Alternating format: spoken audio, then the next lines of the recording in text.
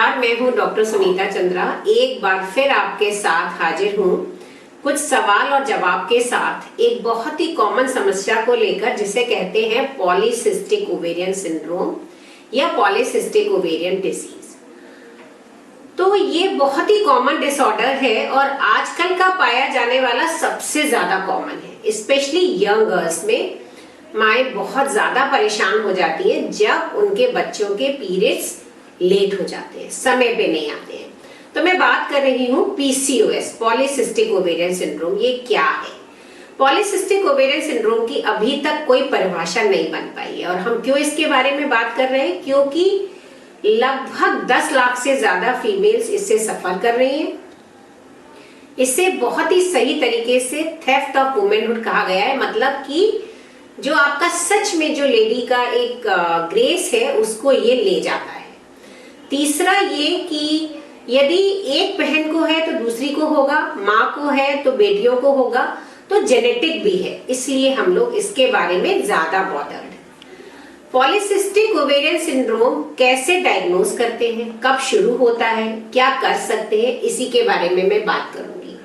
क्योंकि ये बहुत बड़ा सब्जेक्ट है तो मैं आज थोड़ी बातें आज करूंगी और फिर कुछ और सवाल जवाब के साथ दोबारा हाजिर होंगी। तो पॉलीसिस्टिक ओवेरियन सिंड्रोम हम कब डायग्नोज करते हैं? तो ये 10 साल से लेके जब पीरियड शुरू होता है, इवन जब शुरू नहीं भी हुआ होता है उससे पहले ही इसके सिम्टम शुरू हो जाते हैं। जैसे कि वजन बढ़ना, 10 साल की बच्ची है, 12 साल की, और वजन है 60 किलो 70 किलो, या हेयर ग्रोथ बहुत ज्यादा है फेस पे, लेग्स पे, पेट पे, या पिंपल्स बहुत ज्यादा आ रहे हैं फेस पर, कमर पे, कंधे पर, आगे चेस्ट पर, नेक पर, तो आप समझ जाइए कि इसमें बहुत ज्यादा चांसेस हैं कि ये बच्ची पॉलीसिस्टिक ओवेरियन सिंड्रोम की पेशेंट हो सकती है। अब इसमें ये है कि ज्यादातर माएँ जानना चाहती हैं कि डॉक्टर साहब ये मेरे बच्चे को क्यों हुआ। तो क्यों का जवाब तो बहुत मुश्किल है, अभी तक नहीं मिल पाया है। जेनेटिक प्रीडिस्पोजिशन देखा गया है, जो ओबीज हैं, मोटे लोग हैं, उनमें ज्यादा देखा गया है, लेकिन इसका जो मेन सिम्टम्स है वो है मेंस्ट्रुअल इरेगुलरिटीज, मतलब अनियमित पीरियड, मासिक समय पे नहीं आता है, कभी 2 महीना, कभी 3 महीना, कभी 6 महीना। अभी एक पेशेंट देखी, उसको 1 साल से पीरियड नहीं आया, उसको बिना दवा के पीरियड आता ही नहीं है और उसने 1 साल से दवा नहीं खाई तो पीरियड नहीं आया है। दूसरा हाइपर एंड्रोजेनिज्म, मतलब जो हार्मोन आपकी बॉडी में कम होना चाहिए वो ज्यादा हो जाता है, जिसकी वजह से हेयर जहां नहीं चाहिए वहां ग्रोथ ज्यादा होती है, सर के बाल कम होने लगते हैं, जगह जगह पिंपल्स होते हैं, एक्ने भी बहुत ज्यादा वाले होते हैं, जैसे पस बन जाता है, और पैरों पर बाल, कमर पर बाल, पेट पर बाल ज्यादा होते हैं। टिपिकली नाभि के नीचे का हिस्सा ज्यादा भारी होता है, तो उसको कहते हैं सेंट्रल ओबेसिटी। तो हम लोग मेनली 3 चीजों से डायग्नोज करते हैं। वन इज अनियमित मासिक, दूसरा एंड्रोजन के फीचर्स जैसे कि बाल ज्यादा होना, पिंपल्स होना और सर के बाल झड़ने लगना, तीसरा वजन ज्यादा होना, और चौथा जब अल्ट्रासाउंड करते हैं तो पॉलीसिस्टिक ओवरीज, मतलब बड़ी बड़ी ओवरीज दिखाई देती हैं, तो उसको हम डायग्नोज करते हैं कि ये पेशेंट पीसीओएस हो सकती है। तो क्या इसके लिए कोई एक ब्लड टेस्ट भी है जिससे हम डायग्नोज कर सकते हैं? नहीं। पीसीओएस को डायग्नोज करने के लिए उसके क्या सिम्टम्स हैं, उसके क्या क्या उसके फीचर्स दिखाई दे रहे हैं, और थायराइड नॉर्मल है, प्रोलैक्टिन हार्मोन नॉर्मल है या नहीं है, टेस्टोस्टेरोन बढ़ा हुआ तो नहीं है, अल्ट्रासाउंड में क्या पॉलीसिस्टिक ओवरीज की पिक्चर है, इन सबको मिला के ही डायग्नोज कर पाते हैं। अभी तक कोई सिंगल टेस्ट नहीं है जो ये कह दे कि यस इसको पीसीओएस है। आप सस्पिशन कर सकते हैं कि इसको पॉलीसिस्टिक है, लेकिन आप ये सोचें कि बस हमने डायग्नोज कर लिया कि ये पीसीओएस है, ऐसा नहीं है। कोई सिंगल लैब टेस्ट नहीं है। तो जब हम टेस्ट की बात करते हैं तो पहले हम उसको देखते हैं बुला के क्लिनिकली, उसका वेट क्या है, हाइट क्या है, जिससे हम बीएमआई निकाल सकते हैं। सर से पैर तक बालों की क्या कंडीशन है, हेयर ग्रोथ ज्यादा तो नहीं है, upper lip, lower lip, chin, sides of face, हर जगह बाल देखे जाते हैं। इसके अलावा एक्ने की क्या कंडीशन है, गर्दन का एरिया काला तो नहीं हो रहा है, नाभि के नीचे का हिस्सा ज्यादा भारी तो नहीं है, और तब हम पूछते हैं पीरियड्स के बारे में कि आपका पीरियड 35 दिन पे आता है, 45 दिन पे आता है, 50 दिन पे आता है, 60 दिन पे आता है, या बिना दवा के आता ही नहीं है, जिसको कहते हैं विड्रॉल ब्लीड। और तब यदि जरूरत पड़ती है तब हम अल्ट्रासाउंड करते हैं, और उसके बाद हम कुछ बेसिक ब्लड टेस्ट पे आते हैं, जिसमें कि हम एक नॉर्मल एक हीमोग्लोबिन करते हैं, ब्लड शुगर, फास्टिंग मतलब खाना खाने के पहले, खाना खाने के बाद, फास्टिंग इंसुलिन मदद करता है। इसके अलावा थायराइड का टेस्ट करना जरूरी है, एक नॉर्मल प्रोलैक्टिन का टेस्ट करना जरूरी है, और जहां पर हेयर ग्रोथ ज्यादा है वहां पर टेस्टोस्टेरोन लेवल्स के बारे में जानना जरूरी होता है, और जहां जरूरत है वहां एक अल्ट्रासाउंड। अल्ट्रासाउंड सब में जरूरत नहीं होता है, स्पेशली जो एडोलेसेंट है 10 साल से लेके 16 साल तक, उसमें अल्ट्रासाउंड की जरूरत नहीं है। उसको हम लोग एडोलेसेंट पीसीओएस कहते हैं, जिसको हम सिम्टम से ही डायग्नोज कर सकते हैं, साइन से ही डायग्नोज कर सकते हैं। टेस्ट यदि चाहिए तो सिर्फ और सिर्फ thyroid, prolactin, testosterone, specially free testosterone, and यदि जरूरत पड़े तो 17 हाइड्रोक्सीप्रोजेस्टेरोन। तो आपको ये टेस्ट का नाम याद रखने की जरूरत नहीं है, लेकिन कुछ सिम्टम्स और साइंस ही ऐसे हैं जिससे ये लग जाता है कि ये बच्ची पॉलीसिस्टिक की तरफ जा रही है।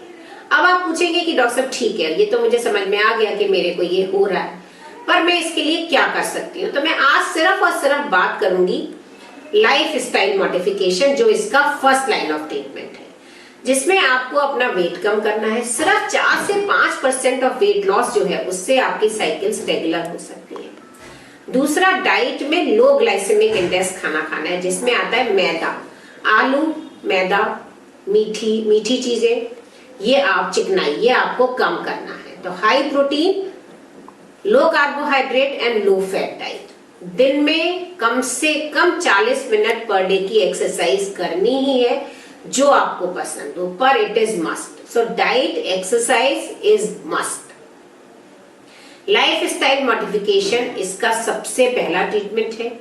इसीलिए कुछ ऐसी दवाइयां हैं जो हार्मोनल नहीं है लेकिन फिर भी काम करती हैं, जैसे कि मेटफॉर्मिन, जैसे कि इनोसिटॉल्स, क्योंकि ये सिर्फ और सिर्फ इंसुलिन लेवल को कम करते हैं, थोड़ा सा आपका वेट रिडक्शन में भी मदद करते हैं।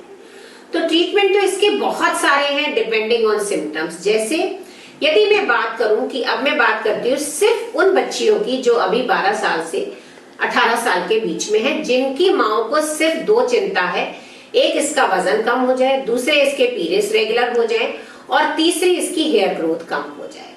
क्यों? क्योंकि अभी उनको कोई प्रेगनेंसी नहीं करनी, अभी उनको शादी नहीं करनी। तो ये हम लोग इंडिविजुअलाइज्ड अप्रोच कहते हैं कि जिसको जो चाहिए ट्रीटमेंट उसी के हिसाब से होता है, क्योंकि polycystic ovarian disease is not a disease of 1 year और 2 years, it is a life long disease. So we'll talk in segments. आज हम सिर्फ इस पे बात करेंगे। तो जो बच्चे छोटे हैं, अभी 10 साल से 16 साल के 17 साल के बीच में हैं, उनके यदि साल में 6 पीरियड्स आ जाते हैं तो सफिशिएंट है। तो जरूरी नहीं है कि उनको हर महीने पीरियड आए। तो हम सिर्फ विड्रॉल ब्लीडिंग के लिए मेट्रोक्सीप्रोजेस्टेरोन 5 से 7 दिन के लिए देते हैं और उनको पीरियड आ जाता है। यदि उनका पीरियड 35 से 45 दिन का अपने आप आ रहा है तो हम नहीं देंगे, लेकिन यदि 2 महीने हो रहे हैं तो हम बिल्कुल देंगे, जिससे उनको साल में 6 से 7 पीरियड आ जाए। दूसरा ट्रीटमेंट उनका होना होता है एक्ने का, जिसके लिए वो स्किन स्पेशलिस्ट से सलाह ले सकते हैं। तीसरा ट्रीटमेंट उनका चाहिए कि उनका हेयर लॉस ना हो, again they can take treatment from derma specialist. फिर आता है वेट लॉस। यस, इस पर हम बात करेंगे कि वेट लॉस कैसे करा जाए। तो वेट लॉस के लिए ऐसा नहीं है कि सबको जिम जाने की जरूरत है। जैसा मैंने बताया, आलू, मीठा, चावल, चिकनाई, इस पे कमी करें, मैदा की चीजें कम से कम खाएं, दिन में कम से कम 40 से 45 मिनट पर डे की एक्सरसाइज जरूर से करें। बहुत अच्छी सी एक कहावत है, when you are hungry take a fruit, when you are hungry take a nut. मतलब आप फल खा सकते हैं, नट्स खा सकते हैं। Don't go on carbohydrate. रोटी, चावल, पराठा, पूरी, बर्गर, ब्रेड की चीजें, ये सब कम से कम करनी होगी, जो बच्चों को सबसे ज्यादा पसंद है। तो you have to fix a day for that कि भाई ठीक है, हफ्ते में 1 दिन आप ये खाइए और 6 दिन आप थोड़ा सा खाना ऐसा खाइए जिससे वेट ना बढ़े। आपको एनर्जी तो मिले लेकिन आपको वेट नहीं बढ़ाना है, वेट आपको कम करना है, ठीक है। और यदि थायराइड बढ़ा हुआ आया है तो थायराइड को तुरंत नॉर्मल करना होगा, प्रोलैक्टिन बढ़ा हुआ आया है तो उसको तुरंत नॉर्मल करना होगा, और यदि एंड्रोजन्स बढ़े हुए हैं तो उसके लिए भी दवा दी जाएगी और देखा जाएगा कि एंड्रोजन बढ़ने की वजह कुछ और तो नहीं है। तो आज हम सिर्फ और सिर्फ एडोलेसेंट पीसीओएस पे बात कर रहे हैं। मेरी माओ से ये अपील है कि यदि बच्चियों का पीरियड इरेगुलर है तो जल्द से जल्द अपने डॉक्टर को दिखा के उसका ट्रीटमेंट शुरू करें, परेशान ना हो। और एक चीज और समझें कि इसका कोई कोर्स नहीं है कि डॉक्टर साहब 6 महीने चलेगा कि साल भर चलेगा, it's a life long disorder. और परेशान होने की कोई बात नहीं क्योंकि ट्रीटमेंट हर चीज का संभव है। नमस्कार।